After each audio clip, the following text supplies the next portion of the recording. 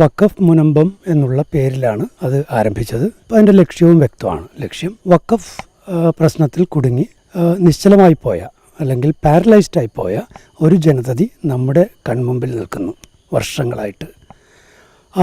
അവരുടെ പ്രശ്നം സ്വാഭാവികമായിട്ടും ഇത്രയും നാളായിട്ട് അഡ്രസ്സ് ചെയ്യപ്പെട്ടിട്ടില്ല. അവർക്ക് ജീവിതം മുന്നോട്ട് പോകാൻ മാർഗ്ഗമില്ല. പിന്നെ ഒരു കത്തോലിക്ക പുരോഹിതൻ പിന്നെ എന്താ ചെയ്യേണ്ടത്? അത് ശ്രദ്ധയിൽപ്പെട്ടപ്പോൾ അതോടൊപ്പം സത്യത്തിൽ ഇതേക്കുറിച്ച് പഠിക്കാൻ എനിക്ക് ഒരു പ്രത്യേക പ്രചോദനം കിട്ടി.